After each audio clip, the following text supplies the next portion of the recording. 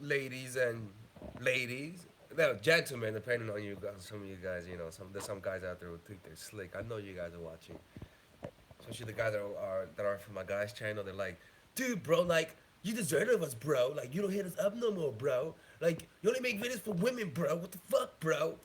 I get those messages. I find it hilarious. I love it. I love the guys who get mad when I don't make videos for them, because it's kind of like, oh, look at you guys miss me. By the way, so what we're gonna be doing is we're gonna be listening to the art of seduction right now, and I'm gonna give you guys my commentary based on what I read, what we listen to. So we're gonna be talking about inflicting pain. It's gonna be a little fucked up. By the way, I have a Spanish channel, motherfuckers. A Spanish channel. It's called Mindful Atracción 3.0.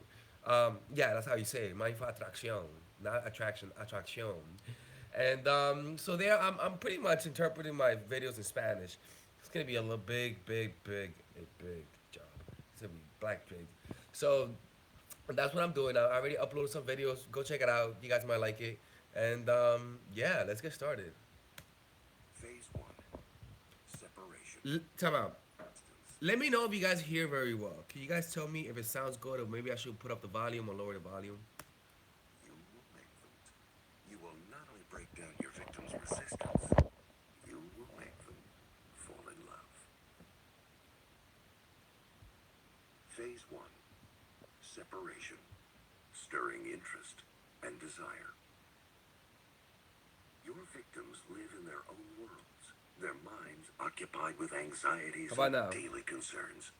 Your goal in this initial phase is to slowly separate them from that closed world and fill their minds with thoughts of you. Once you have decided whom to seduce, your first task is to get your victim's attention, to stir interest in you. For those who might be more resistant or difficult, you should try a slower, more insidious approach, first winning their friendship. For those who are bored and less difficult to reach, a more dramatic approach will work, either fascinating them with a mysterious presence or seeming to be someone who is coveted and fought over by others. Once the victim is properly intrigued, you need to transform their interest into something stronger. Desire. Desire. Desire is generally preceded by feelings of emptiness, of something missing inside that needs fulfillment. You must deliberately instill such feelings. Make your victims aware of the adventure and romance that are lacking in their lives. If they see you as the one to fill their emptiness, interest will blossom into desire. The desire should be stoked by subtly planting ideas in their minds, hints of the seductive pleasures that await them. Mirroring your victim's values, indulging them in their wants and moods, will charm. The way that people describe this voice is like this. He talks. He sounds like a guy who's telling you a secret you're not supposed to know. You know, like it's like a secret you're not supposed to know. I love the way it sounds. It's like when he calls like the he says, especially when you get your victim. I'm like, damn, victim. I mean, damn, really, Robert Green, victim, motherfucker. I mean, that's fucked up. And delight them. Without realizing how it has happened, more and more of their thoughts now revolve around you. The time has come for something stronger. Lure them with an irresistible pleasure or adventure, and they will follow your lead. 1. Choose the right victim. Everything depends on the target of your seduction. Study your prey thoroughly and choose only those who will prove susceptible to your charms. Damn. The right victims are those for whom you can fill a void, who see in you something exotic. They're often isolated or at least somewhat unhappy, perhaps because of recent adverse circumstances, or can easily be made so, for the completely contented person is almost impossible to seduce. The perfect victim has some natural quality that attracts you. The strong emotions this quality inspires will help make your seductive maneuvers seem more natural and dynamic. The perfect victim allows for the perfect chase. Throughout life, we find ourselves having to persuade people to seduce them. Some will be relatively open to our influence, if only in subtle ways, Wait a minute. It's kind of boring. Somebody said it's boring. You crazy. while others seem impervious to our charms. Perhaps we find this a mystery beyond our control, but that is an ineffective way of dealing with life. Seducers, whether sexual or social, prefer to pick the odds. As often as possible, they go toward people who betray some vulnerability to them and avoid the ones who cannot be moved. To leave people who are inaccessible to you alone is a wise path. It's a You wise can't path. seduce everyone. Mm. On the other hand, you must actively hunt out the prey that responds the right way. This will make your seductions that much more pleasurable and satisfying. How do you recognize your victims? By the way they respond to you. Damn, You should shit. not pay so much attention to their conscious responses. A person who is obviously trying to please or charm you is probably playing to your vanity and wants something from you. Instead, pay greater attention to those responses Fuera, salió. outside conscious control. A ¿Eh? blush, an involuntary mirroring of some ¿Eh? gesture of yours, an unusual shyness, even perhaps a flash of anger or resentment. All of these show that you are having an effect on a person who is open to your influence. You can also recognize the right targets by the effect Sí. they are having on you. Perhaps they make you uneasy. Perhaps they correspond to a deep-rooted childhood ideal or represent some kind of personal taboo that excites you or suggest the person you imagine you would be if you were the opposite sex.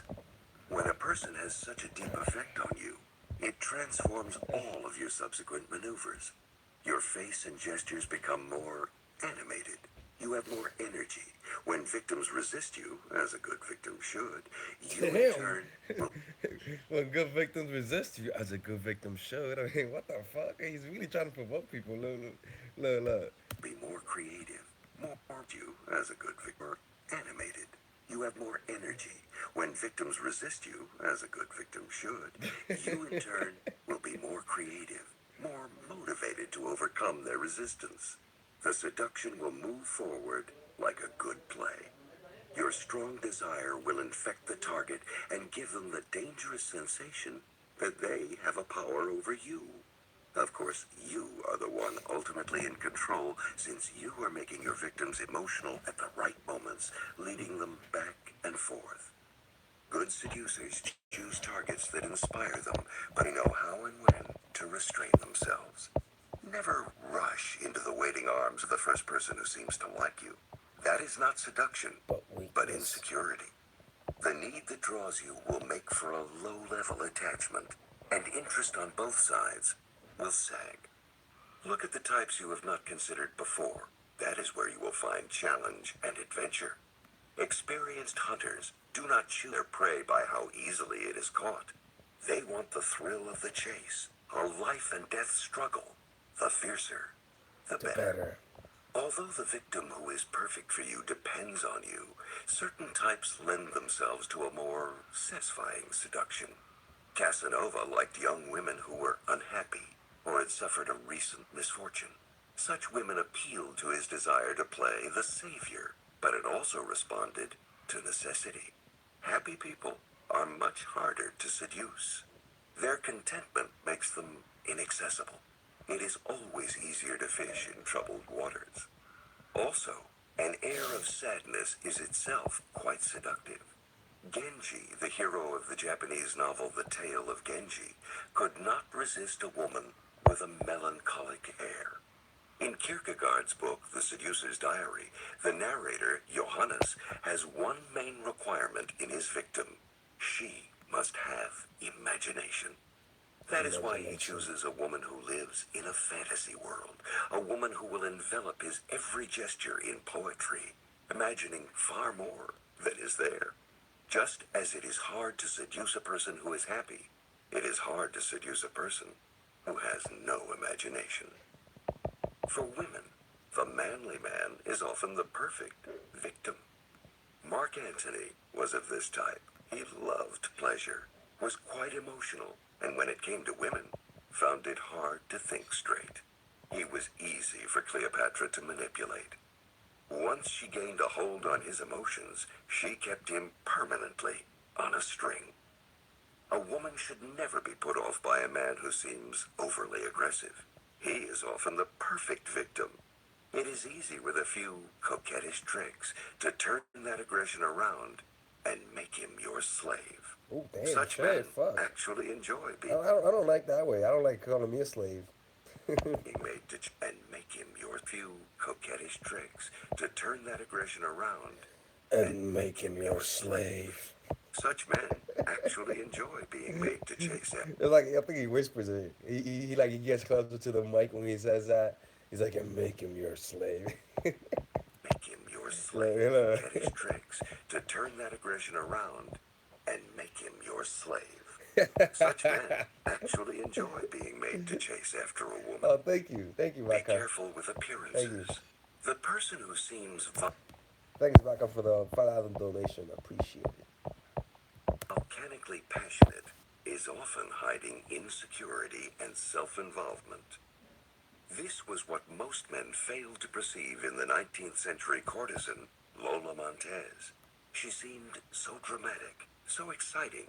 In fact, she was a troubled, self obsessed woman, but by the time men discovered this, it was too late. They had become involved to extricate themselves without months of drama and torture. People who are outwardly distant or shy are often better targets than extroverts. They are dying to be drawn out, and still waters run deep. People with a lot of time on their hands are extremely susceptible to seduction. They have mental space for you to fill. Tulia d'Aragona, the infamous 16th century Italian courtesan, preferred young men as her victims. Besides the physical reason for such a preference, they were more idle than working men with careers. On the other hand, you should generally avoid people who are preoccupied with business or work. Seduction demands attention, and busy people have too little space in their minds for you to occupy. According to Freud, seduction begins early in life, in our relationship with our parents, Eros. And what draws us more than anyone is attention. And busy people have too little space in their minds for you to occupy. According to Freud, seduction begins early in life, in our relationship with our parents. They, more than anything, is the feeling that someone has something we don't, a quality, attention, and busy people have too little space in their minds for you to occupy. According to Freud, seduction begins early in life, in our relationship with our parents. They seduce us physically, both with bodily contact and by satisfying desires such as hunger, and we in turn try to seduce them into paying attention to us. We are creatures by nature vulnerable to seduction throughout our lives. We all want to be seduced. We yearn to be drawn out of ourselves, out of our routines, and into the drama.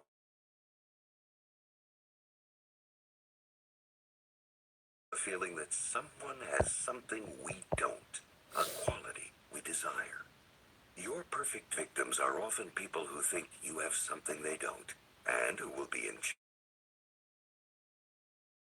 such victims.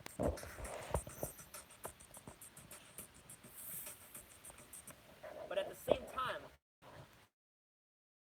turkey shoots that you're going to get. But at the same time, for a guy who knows how to do a cold approach, a lot of you guys will notice that when you do your cold approach, you have more initial attraction.